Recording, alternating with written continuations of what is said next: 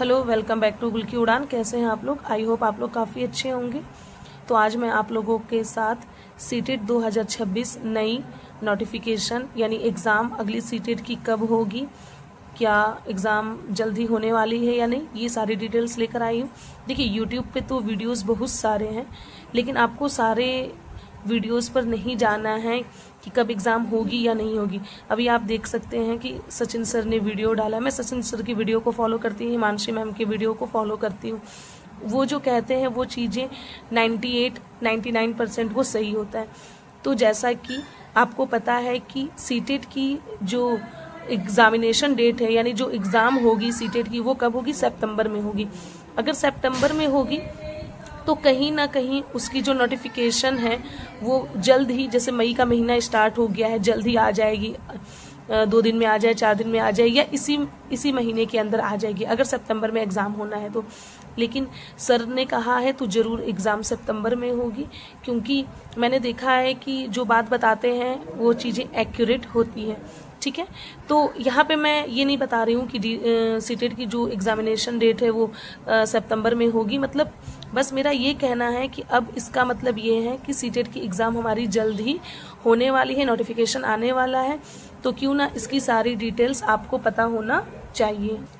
अगर आप CTET paper 2 की तैयारी कर रहे हैं मैथ्स एंड साइंस या एसएसटी से, तो मैं उनके लिए ये डिटेल्स लेकर आई हूँ। आपको पता होना चाहिए कि कितने नंबर का पेपर होता है, क्या क्या टॉपिक आती हैं, कितने कितने नंबर का हर एक सेक्शन होता है। तो आपको पता होना चाहिए सीटेट का जो एग्ज़ाम है वो पूरा 150 मार्क्स का होता है, 150 का।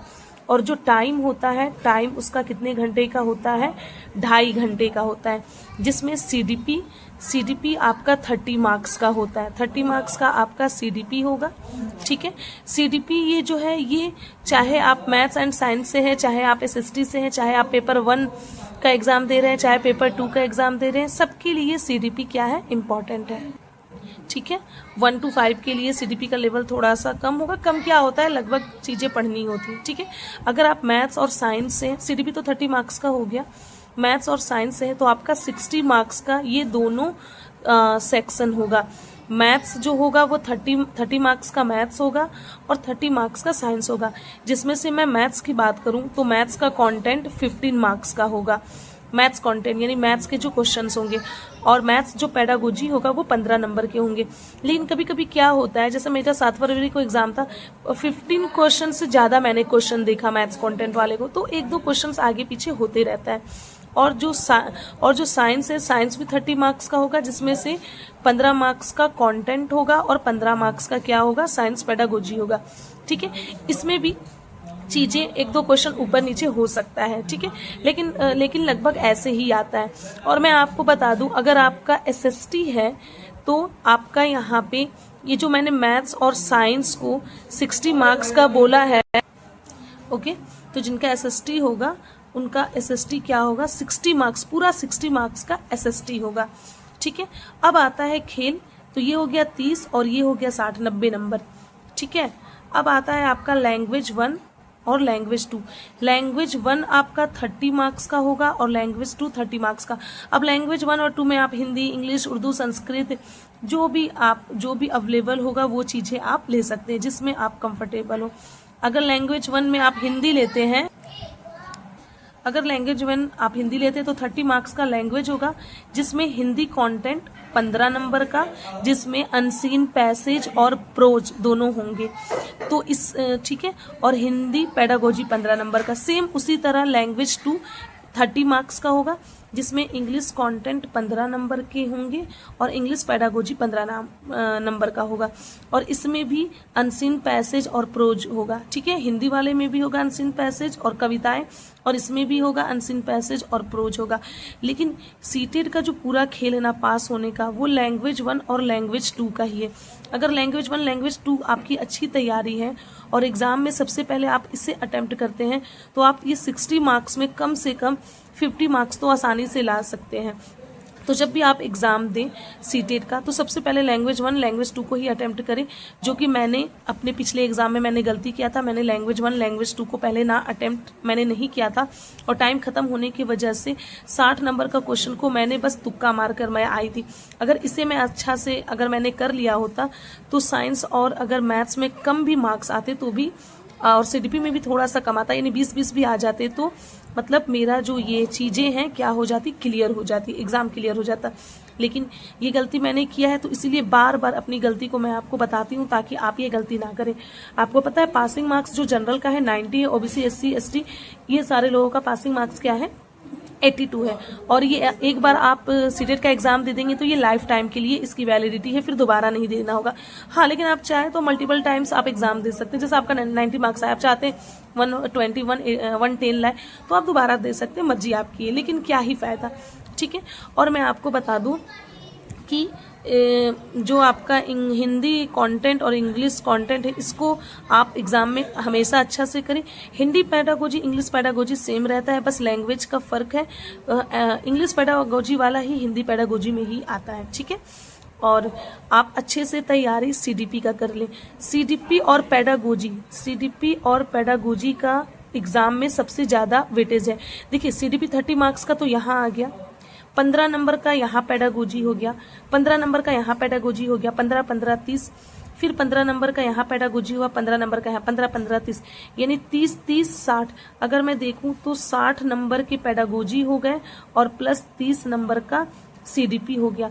तो आप देखिए 90 नंबर का सीडीपी और पैडागोजी का वेटेज है, तो आपको पैडागोजी पे और सीडीपी पे ज्यादा फोकस करना है। और हाँ, एक चीज और ध्यान दें, आपको रटना नहीं है, रट कर नहीं पढ़ना है, समझ कर पढ़े। अभी से तैयारी शुरू कर दें और इसके ऊपर भी मैं डिटेल्स लाऊंगी कि किस टॉपिक में से कितने क्वेश्चंस पूछे जाते हैं और किससे पढ़ना ज्यादा कौन से टीचर बेस्ट रहेंगे इस चीज के लिए।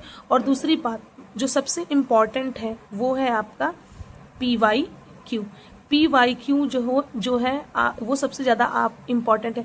आप कितना भी तैयारी कर ले, आप 3 महीने तैयारी कर ले, 4 महीने तैयारी कर ले या पूरा साल तैयारी कर ले, लेकिन अगर आप PYQ करके कम से कम कितने साल की 5 इयर्स के, अगर 5 साल के आपने PYQ करके नहीं गया तो आप कितना भी तैयारी कर ले आपका एग्जाम क्लियर नहीं होगा, 110% क्लियर नहीं होगा। और थोड़ा सा गलती PYQs को अटेम्प्ट करने में मुझसे भी हुई और लैंग्वेज 1 और लैंग्वेज 2 का भी बहुत इंपॉर्टेंट रोल रहता है। तो साइंस में आप मैथ्स अगर आपका जो साइंस वाला सब्जेक्ट है, ठीक है, अगर आपका मान लीजिए कि मैथ्स सॉरी मेरा थोड़ा बच्चा आ गया था, अगर मैथ्स मान लीजिए आपका वीक है, अगर साइंस आपका अच्छा है तो मैथ्स को देखिए PYQs करिए लेकिन फोकस साइंस पे कीजिए, बाकियों पे फोकस करेंगे तो आपका एग्जाम निकल जाएगा। लेकिन अगर आपका मैथ्स का क्वेश्चन अगर मैथ्स आपका वीक भी है तो भी आप बस PYQs पे फोकस करेंगे ना तो आपकी मैथ्स वाली कंटेंट हो जाएगी। लेकिन जैसे कुछ लोग कहते हैं कि मैथ्स बहुत ज्यादा इंपॉर्टेंट नहीं है, इसमें मैथ्स को नहीं भी करोगे तो हो जाएगा। ठीक है, मैथ्स की बस PYQs भी करके चले गए, पूरा डिटेल्स नहीं भी पढ़ेंगे तो भी सीटेट तो क्लियर हो जाएगा, लेकिन कोई एग्जाम क्लियर नहीं हो पाएगा। क्योंकि अगर आप मैथ्स और साइंस बैकग्राउंड से हैं और आप क्लास 6 to 8 का आगे वैकेंसी में फॉर्म डालते हैं तो उसके लिए आपको मैथ्स की जानकारी होना चाहिए। तो आप मैथ्स की तैयारी ऐसे करें ना कि आपका सीटेट में भी आसानी हो जाए और आगे जो वैकेंसी आएगी आप वैकेंसी को फिल करोगे तो उसमें भी आपको ज्यादा मेहनत ना करना पड़े। सिर्फ सीटेट निकालने से आपको नौकरी थोड़ी मिलेगी, सीटेट निकालने के पास वैकेंसीज वाले सीट में भी तो आपको बैठना है, तो उसके लिए भी तो आपको मैथ्स पे ध्यान देना होगा, साइंस पे ध्यान देना होगा। तो मेरा कहने का मतलब है सबको आप एवरेज मतलब लेकर चले, ऐसा ना है कि किसी पे ज्यादा फोकस करें। हाँ, जो सब्जेक्ट आपका स्ट्रांग है उस पर थोड़ा कम ध्यान दे, जो स्ट्रांग नहीं है उस पर कम ध्यान दे। सीडीपी और पैडागोजी पे ज्यादा से ज्यादा फोकस करें। ठीक है, तो ये मैथ्स और एसएसटी का मैंने पेपर 2 के लिए बताया। अगर आपको पेपर 1 की जानकारी चाहिए तो वो भी मैं बता दूंगी आपको। और मैं अभी से जैसे मेरे एग्जाम होने वाला है BEd 4th सेमेस्टर का 20 को मेरा एग्जाम लास्ट है, 18 या 20 को, और जब मेरा एग्जाम खत्म हो जाएगा तो मैं मैथ्स की पूरी कंटेंट सीटेट की PYQ कराऊंगी और मैथ्स पैडागोजी भी मैं आप लोगों के साथ लाऊंगी। कम से कम मेरा ये टारगेट रहेगा, मैं भी पढ़ूंगी आपको भी, कि देखिए अभी जो सीटेट का एग्जाम मैंने दिया था थोड़ा सा मुझसे मिस्टेक हो गया था, मैं टाइम मैनेजमेंट नहीं कर पाई थी जिसकी वजह से मेरे पेपर में शायद 21 या 22 मार्क्स आए थे। हालांकि मेरा 25-26 मार्क्स आना चाहिए था, ज़्यादा से ज़्यादा अगर कुछ गलतियां होती तो। इस बार मैंने सोचा है कि मतलब कंटेंट वाला चीज़ तो मेरा पूरा हो गया था। मैथ्स पेडागोजी में कुछ क्वेश्चंस गलत हो गए थे और कंटेंट वाले में भी 2-3 क्वेश्चन जिसका आंसर नहीं आ रहा था, लेकिन टाइम उसमें मैंने बहुत ज़्यादा ले लिया था। तो मैं ये भी बताऊंगी कि क्वेश्चन को कैसे स्किप करते हैं, अभी नहीं बाद में। और इतना मैं आपको बताऊंगी कि PYQs जितने भी मैं कराऊंगी और मैथ्स पेडागोजी उसे आप अगर कर लेंगे तो आप 20 से अबव मार्क्स इसमें मैथ्स में आप गेन कर सकते हैं, अगर आपका मैथ्स कमजोर है तो भी। ठीक है, तो आज के लिए बस इतना ही।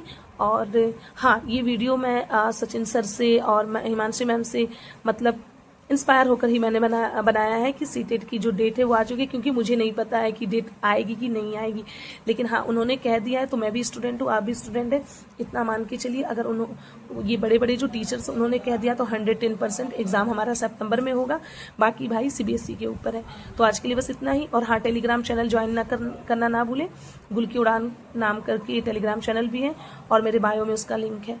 आज के लिए बस इतना ही। Thank you so much.